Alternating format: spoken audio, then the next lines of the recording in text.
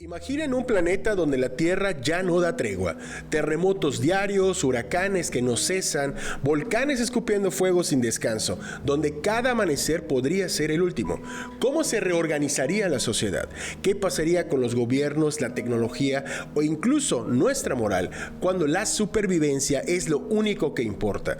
Hoy exploraremos en Hipotéticamente un escenario donde la naturaleza es nuestra mayor enemiga y no hay un lugar seguro.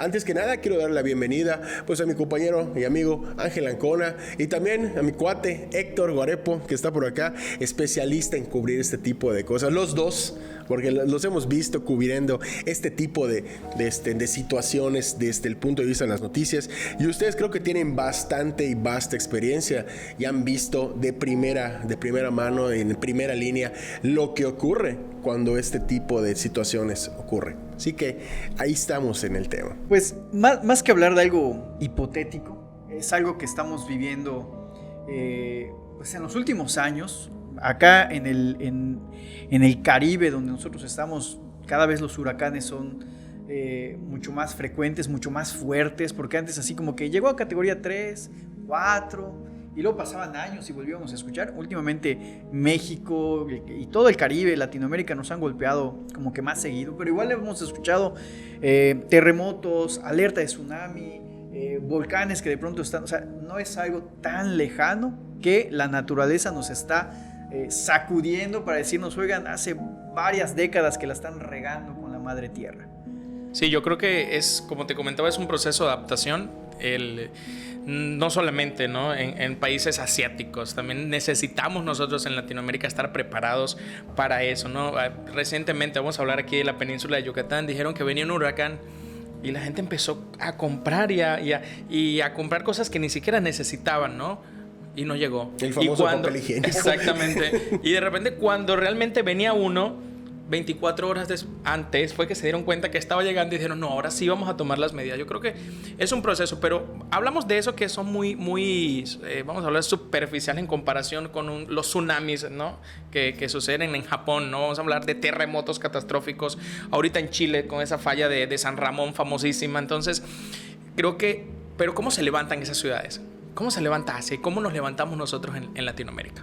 Sí, ahora, ahorita que estás comentando esto de estos lugares estratégicos, de repente hay situaciones, por ejemplo, el año empezó con una cosa así completamente inusual, si bien, por ejemplo, en California siempre se han avistado que hay incendios, pero que esta vez así barrió con prácticamente toda California, y todavía creo que un año antes en Hawái hubo una situación igual, donde hubo un incendio así tremendo y un montón de gente en la isla, pues que murió.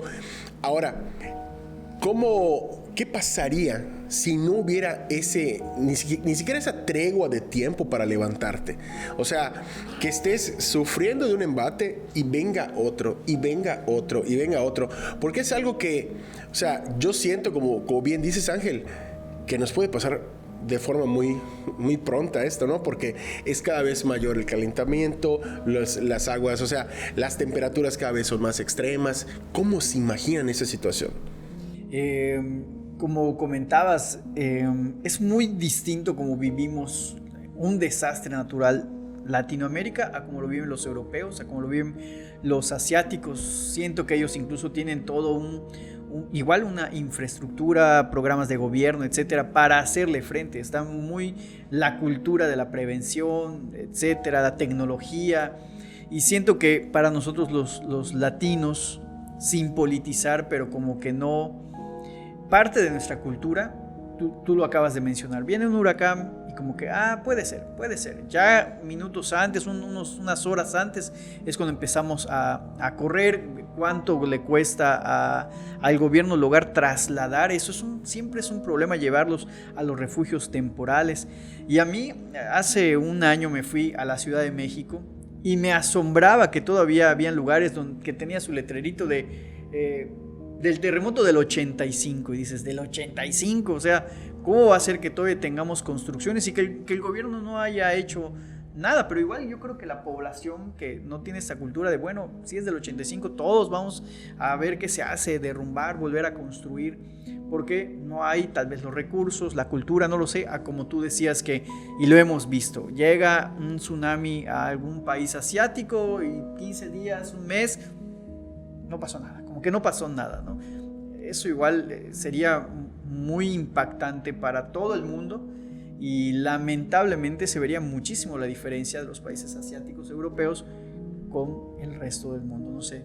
Mira, sí, es interesante, no nos vamos a ir tan lejos. Te fuiste a la Ciudad de México, vamos a la costa yucateca. Si vamos a los lados de Telchac, hay hoteles que fueron devastados por huracanes. Entonces, pero ahí están solo las ruinas. No hubo levantamiento, no hubo una nueva inversión. Vamos a Acapulco. Acapulco se vuelve a levantar porque de eso es que viven. Dicen que de la necesidad nace la necesidad.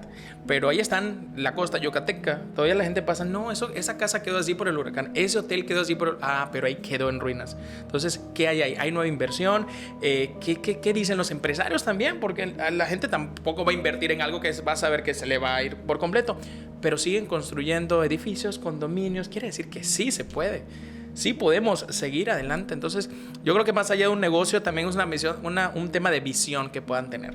Sí, ahora, ahorita que dices esto de la construcción de empresarios, creo que no falta más de un así yucateco, porque tú vienes de Venezuela, pero más de un yucateco que cuando ve construir todas esas torres que están haciendo ahorita, dices, espérate el primer huracán. Es lo que muchas veces es lo primero que pensamos. Sí, espérate el primer huracán. Hay mucho vidrio, o sea, no estás pensando. Y hace unos años cuando hubo un huracán en Guerrero, no sé si vieron esas imágenes que fueron virales de una muchacha que se quedó en el hotel y estaba creo que en un 10º piso, así llorando porque se estaba yendo y cayendo todo. Y estas construcciones que se están haciendo ahorita en la península, que están todo yéndose para arriba, ¿okay? Hablo desde mi ignorancia y es desde donde pregunto, ¿estarán realmente pensadas para la magnitud de un huracán categoría 5 que pudiera pegar acá? Porque cada año dicen, este año sí va a haber uno, este año sí va a haber uno, hasta que cae uno. Todos los años nos dicen que vienen 4, se pronostican 5, 6 huracanes, ¿no? Mira, recientemente estuve visitando un rascacielos que están construyendo en Periférico y una de las cosas que le preguntaba al ingeniero, le decía, oye, la gente dice que que en Yucatán hay pocos edificios porque el suelo hay mucha agua. Me dicen, no, aquí el problema no es ese. Aquí nosotros construimos, pero la prevención es evitar el constante viento que hay, la fuerza que hay. Aquí el viento es constante. Mientras más alto, pues hay viento constante. Luego vienen los huracanes. Entonces, está construido dinámicamente para evitar que un huracán se lo lleve, no un terremoto. Porque ellos dicen, aquí perforamos 7, 10, 12 metros y hay roca. Entonces está fuerte, está sólido. Aquí el problema es el viento, que es constante. Entonces, por eso es que yo digo también que los yucas, también me siento yuca, solano le digo. Entonces, siempre te dicen, no, se los va a llevar, esos cristales de ese rascacielos se los va a llevar. No, se prepararon para eso, ¿no? Pero es un tema de organización, son una visión, son los mismos que construyeron rascacielos en Nueva York. Entonces tienen otra visión. Entonces yo creo que esa visión empresarial que deberían tener de construcciones, yo creo que, pero la gente también tiene que hacérselo saber ellos, decírselo al ciudadano, al yucateco. Esta construcción es contra terremotos, contra huracanes. Entonces eso es lo que necesitamos saber para poder nosotros, si va a ser un proyecto de altura. Sí. Literal. Sí. Ahí ves. Sí, ahora, no sé, a lo mejor algo que ibas a preguntar, que esta de las cosas que surgen, ¿no? Porque, por ejemplo, tú te vas de Progreso a Telchac y ves que muchas de las construcciones están hechas como para cortar el aire. O sea, pensando en esto que puede suceder, bueno, qué bueno que me lo aclaraste, porque dices, ching, si quiere alguien invertir y comprar algo allá, bueno, qué bueno que ese tipo de preparación estará allá. Ahora, pero si llega el huracán y a los 15 días viene otro. Ahorita tuvimos, me acuerdo, el año pasado, creo que 2 alertas de huracanes fuertes, creo que con unos días de diferencia. Sí. ¿Okay? ¿Y qué hubiese pasado si hubiesen pegado los dos? Yo creo que ahora sí que pensando hipotéticamente que sucediera que uno tras otro, sería, pues suena feo, pero sería la selección natural. ahora sí que la selección natural, yo creo que la naturaleza nos está diciendo, casi gritando, que pues, hace cuántas décadas que estamos haciendo las cosas de manera incorrecta. Sería una depuración del ser humano, ¿no? Porque siempre en algún desastre natural murió una persona, se desvivió una persona, se desvivió otra por allá y cosas por el estilo. Pero si fuesen seguidos, yo creo que muchísima gente perdería la vida y ahí vendría una selección literal por parte de la naturaleza. Habría muchísima gente que perdería la vida en estas situaciones. No sería una selección ahí del más fuerte tal vez, porque hay unas cosas que no dependería de nosotros, pero lamentablemente también, pues quienes tenemos una casa segura, podríamos estar mucho más protegidos, que pongamos todos los que viven en la periferia, que se quedarían sin casas y ante la caída de árboles. Entonces ahí igual sería una cuestión, tristemente, que la cuestión económica influiría mucho. Se quedarían sin tinacos, sin climas. Mira, les voy a contar una experiencia. Comentabas que vino un huracán, el año pasado vino y después venía otro, que el último que tocó pasó por la costa, Celestún, y dejó daños, ¿no? Pero hace unos años me tocó cubrir Cristóbal. Pero Cristóbal duró 7 días, 7 días de lluvia. Porque Cristóbal, en vez de traer viento, trajo muchísima agua. Entonces a mí me hablan, trabajaba aquel tiempo yo para TV Azteca, me hablan para cubrir una localidad, es una junta municipal de Jopelchem, en Campeche, se llama Ucum. Es una localidad que se dedica mucho está muy pequeña, pero se dedica mucho al cultivo de la calabaza para pepitas, apicultores, ¿no? Hay un punto, para llegar allá fue casi imposible. O sea, no sé, ni le doy gracias a Dios cómo llegamos ahí, pero yo nunca había visto tantas tortugas flotando. Tortugas están bajo la tierra por las inundaciones, pero como esa zona se llama la zona alta de Campeche, va bajando, entonces todo el agua iba bajando, entonces todas las carreteras era al ojo por ciento para ver si podíamos pasar por la carretera.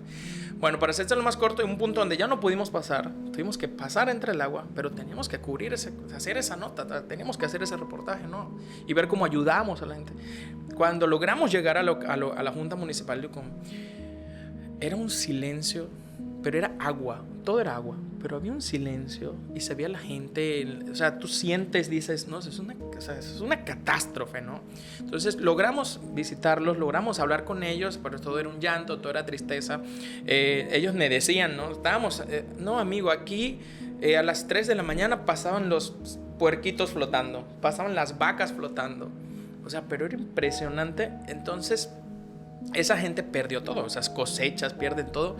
Y ellos nada más me decían, ayúdenos, por favor, necesitamos ayuda porque estamos incomunicados, ¿no? Entonces, esa sensación que te toca al conocer, palpar la catástrofe, sentirla. O sea, a mí me gusta mucho cubrir ese tipo de reportajes, ¿no?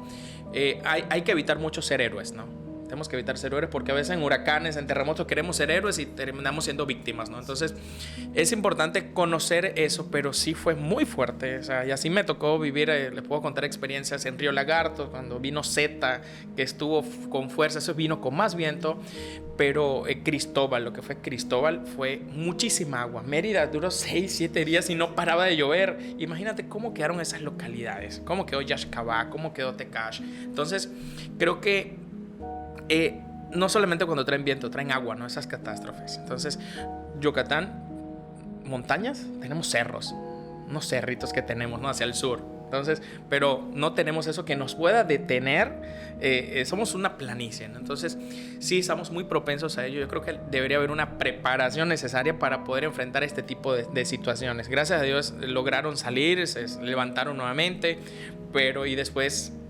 ¿Qué pasa después con esa gente? ¿Se acostumbró o dicen, no importa, duramos 10 días incomunicados? Porque la gente, lastimosamente, somos conformistas y cortoplacistas. Porque queremos que nos arreglen la calle a la semana, ¿no? En Japón te dicen, no, en un mes vas a tener la calle y un edificio. Dale. No, nosotros queremos la calle y un edificio. No me hagas el edificio. Hazme la calle para yo poder transitar. Eso es un problema que tenemos nosotros como latinoamericanos. Y es que pensando y recordando igual, a mí me tocó igual estar en algunos de estos eventos Me ha tocado igual reportearlo, pero ya no recuerdo si fue con Isidoro, o sea, eso sí, ya tiene mucho tiempo.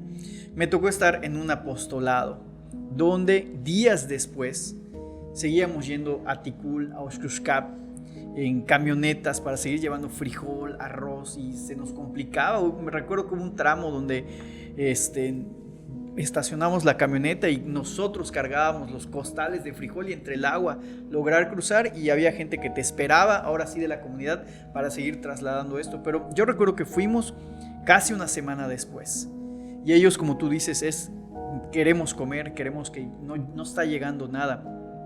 Y la consecuencia no es solo ese momento, ¿no? Sino las consecuencias alimentarias, de salud, porque bueno, tú como doctor sabes que pues van a venir los mosquitos, van a haber enfermedades gastrointestinales, y como tú bien has dicho, nos preocupamos por el momento, ¿no? Y el hospital, y las vacunas, y las medicinas, eso la gente a veces, no, yo quiero comer hoy. ¿Qué va a pasar dentro de un mes si nos vamos a seguir enfermando o va a seguir la gente perdiendo la vida? Lamentablemente, y creo que eso sí abarca todo Latinoamérica, somos así del momento, resolver el momento, que es lo que decimos que no debemos de politizar el programa, pero lamentablemente es algo que está pasando en toda Latinoamérica, que resuelven el problemita de ahora. No me importa que en 10, 15 años vamos a estar más pobres, pero el problemita de ahorita me lo está resolviendo cada mes. Eso es algo muy, muy, muy frecuente, y en los desastres naturales, no, la verdad no lo había visto de esa forma, porque sí me ha tocado salir, ir, llevar víveres, pero es verdad, o sea, la gente le lleva su despensita para ya están contentos. Sí, ahora, ahorita fíjate que dices que los llevan a los hospitales. A mí hace 20 y tantos años me tocó estar de guardia en el huracán Isidoro, y en ese entonces, un chamaco en ese entonces, yo formaba parte de la unidad meridiana de protección civil, le había tomado mis cursos y todo. Pero es que me acuerdo cuando llegué, dijeron, va a haber huracán. Dije, pues no va a entrar, no, estamos seguros. Y me tocó estar de guardia en el ISSSTE, y en ese entonces no había residentes, o sea, unos chamacos de 23 años éramos los dueños del hospital. Y nos tocó cada cosa que hasta el día de hoy mis maestros dicen que cuentan de las cosas que hicimos nosotros para poder salvar a las personas que estaban allá, porque el hospital se volvió un caos. Bueno, yo puedo hablar desde mi punto de vista de lo que me pasó en el ISSSTE aquí de pensiones, pero todos los demás fueron lo mismo. O sea, al grado de que no habían rampas para bajar a los pacientes, o sea, y el elevador se echa a perder. Imagínate todo el agua escurriendo por las escaleras, y yo, y me acuerdo mi amigo César, que estábamos de guardia, poniéndoles morfina a los pacientes, y vas para arriba, papá, pacientes polifracturados, o sea, doparlos para bajarlos careados, o sea, con el riesgo de que nosotros nos cayéramos, que ellos se fracturaran más. Y en la noche, me acuerdo muy bien, en ese entonces estaba yo con 2 o 3 amigos, y esos cuates no eran de acá, eran creo que unos eran de Chiapas, otros de Tabasco. Y fíjate que Tabasco les pega duro. Ni es gran cosa este huracán, me dice uno de ellos. Y en ese entonces fumaba yo, y se podía fumar en los hospitales. Pues ya nos habíamos ganado ese derecho, pues estábamos todos estresados. Y estamos frente a una tienda de conveniencias de esas que hay en todos lados, y arriba hay un espectacular enorme. Y por eso dicen, este huracán no es nada. En el momento que dijo no es nada, se viene abajo el espectacular, toda la herrería, y lo vimos en cámara lenta cómo venía hacia nosotros. Todos estábamos en la entrada, y así en cámara lenta corrimos para tirarnos, y se cayó en la puerta del hospital. Y fue una cosa que en ese momento ellos reaccionaron. El hospital, le dimos alta a los pacientes, decir, ¿dónde vive usted? Ah, pues yo vivo en Alcanqué, no, ahí va a pegar, usted se queda acá. ¿Y usted dónde vive? Yo soy de Mérida, vaya usted a su casa, de alta. Así, dimos de alta a todos los pacientes, y así arrancó nuestro día ese domingo. Entonces, a lo mejor piensan, pues el hospital es un lugar seguro. Pues no, en el hospital, toda la gente que se quedó ahí, camilleros, mira, apagaron incendios. Cuando se fue la luz y prendieron la bomba para la planta eléctrica, se quemó la central porque nunca le habían dado mantenimiento. O sea, ese es el tipo de cosas. Digo, no estamos preparados, porque yo creo que aquí que estamos continuamente sufriendo ese tipo de embates, hay que, oye, la central eléctrica está buena, funciona. O sea, son cosas para las cuales no. Y volvemos a lo mismo, no hay esa cultura de pensar a futuro. Hoy prendió el foquito, hoy sí, pero no me pongo a pensar Si viniera un huracán, está lista mi planta, está lista. O sea, nos quedamos en esta misma situación.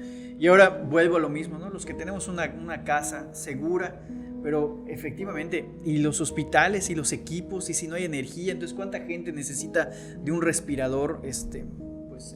No sé cómo se llama. Es muy triste, pero no quiero hablar de lo que pasó en terapia intensiva ese imagino, día. o sea, Pero fue imagínate qué terrible. muy, muy feo, muy feo. Ahora, en experiencia ustedes dos que han cubierto este tipo de situaciones, ¿cuál ha sido lo que más les ha impactado de lo que han visto en la población? Cuando ustedes han llegado y dices, esto no es posible. Mira, primero lo que te había comentado, ahí en Campeche me pasó, eso lo viví en carne propia. También me tocó cubrir cuando entró Zeta, venía por Cancún, por Chemash, entonces fui hacia esta zona. Íbamos en una camionetota 4x4, pero no estás a salvo. Ibas en un tramo carretero, ibas en el tramo, yo iba por Pisté, Yaxcabá, Pisté, y empezó el viento, ya estaba entrando yo decía, ¿será que estoy en el ojo del huracán? ¿Qué es? Entonces empezaron a caer las ramas en la camioneta y yo iba desviando, así, iba en zigzag en la carretera, me tuve que estacionar y solamente escuchaba cómo caían, se rompieron unas cosas de la camioneta. Entonces sientes esa adrenalina y tú dices, no, hasta aquí llegué, me va a llevar el viento, se va a llevar la camioneta, ¿qué va a pasar? Gracias a Dios no sucedió. Después no pudimos transitar porque se cerraron las calles, se cerró todo, pero yo necesitaba llegar a Río Lagartos. Entonces, imagínate, estaba en esta zona, me tuve que devolver para agarrar hacia lo que es la carretera del oriente hasta llegar a Panabá, porque no podía llegar a Tizimín, lo que es Colonia Yucatán. En Tizimín es horrible. Entonces solamente llegué a Panabá. Cuando agarro a Panabá es el tramo que me lleva a San Felipe. Ya estaba cayendo la tarde. Y ese tramo es plano. O sea, es muy plano y hay muy pocos árboles.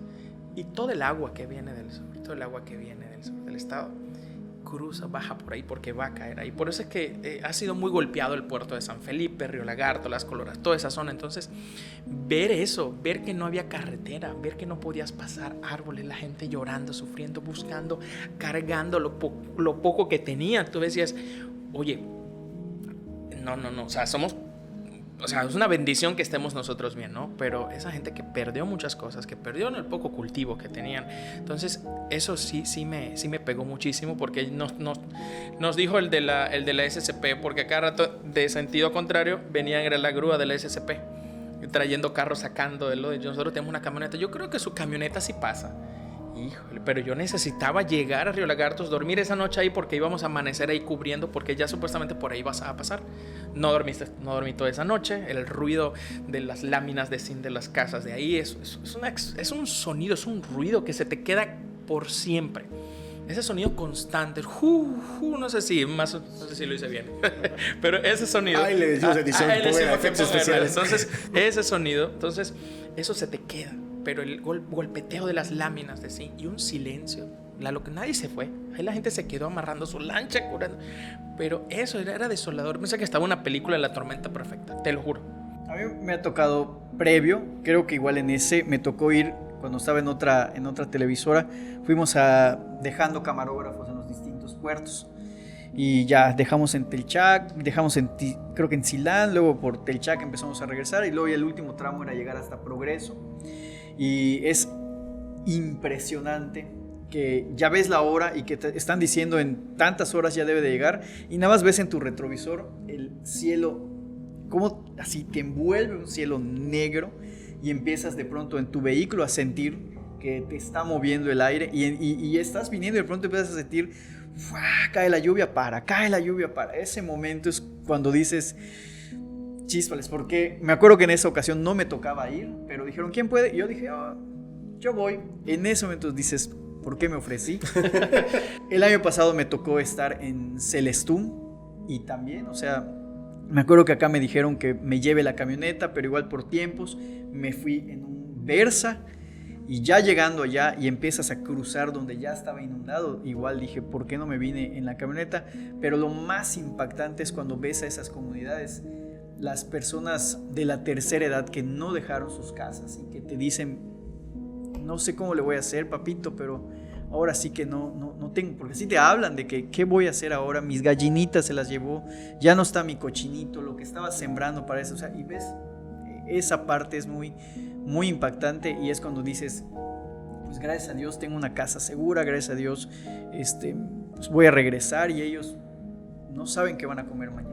Pues definitivamente, amigos, yo creo que a nadie le gustaría estar en una situación de estas. Y los que hemos transitado por situaciones así, de una u otra manera, es algo que no nos gustaría ver. Hay que cuidar nuestro planeta, hay que tratar de hacer lo posible para no lastimar más a nuestro planeta con todas las cosas que le hacemos y pues que esta situación hipotética no se convierta en una realidad.